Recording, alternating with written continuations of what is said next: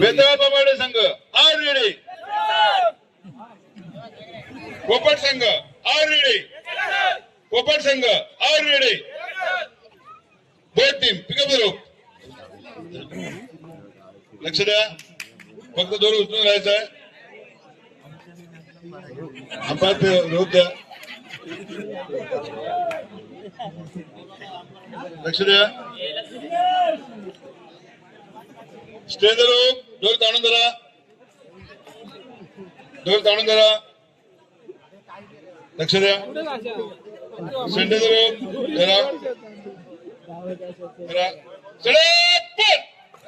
आणि यावेळी मात्र पुन्हा एकदा अजून सामन्याला सुरुवात होते.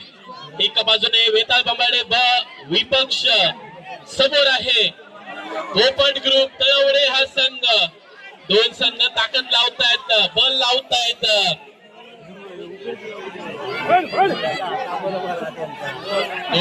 दोन संघ ताकद लावतायत. कोणीही माघार घ्यायला तयार नाही आहे, कोणीही माघार घ्यायला तयार नाहीये. तळवडे संघ हा खूप माहीर संघ आहे, अनेक स्पर्धांचा अनुभव आहे. त्याचप्रमाणे वेताळ बांबाडे ब संघाला सुद्धा अनुभव आहे. पण आजचा सामना खूप महत्वाचा आहे. मॅच जिंकणं, आज सामना जिंकणं खूप महत्वाचं आहे. ताकद लावली जाते थोडस सैल ताकद पडते, ताकद पडत चालली आहे ती म्हणजेच वेताळ बांबाडे ब या संघाची. तळवडे संघ वेगात ताबा मिळवतोय या रोप वरती, या रस्सीवरती ताबा मिळवला जातोय आणि पहिला डाव जिंकतोय तो म्हणजेच पोपट ग्रुप तळवडे हा संघ. जोर ताणून धरा,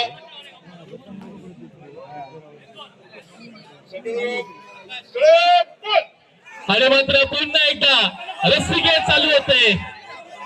एका पहिला डाव जिंकला होता म्हणजे पोपट ग्रुप तळवडे या संघाने. जर पाहायला गेलं तर आता मात्र बांबाडे वेताळ बांबाडे बस सुद्धा संघ ताकद लावतोय. हा डाव जिंकणं खूप महत्वाचं आहे, कारण 3 डाव असतात आणि 2 डाव जिंकणं खूप गरजेचं असतं. पहिला डाव जिंकलाय तो म्हणजेच पोपट ग्रुप तळवडे या संघाने. जर पाहायला गेलं तर चांगली स्ट्रॅटेजी ती म्हणजेच पोपट ग्रुप तळवडे या संघाच्या माध्यमातून समोरच्या संघाला जोर लावण्यास भाग पडलं जाते, थोडस दमवण्याचं धोरण आकारलं जात आहे संघाच्या माध्यमातून.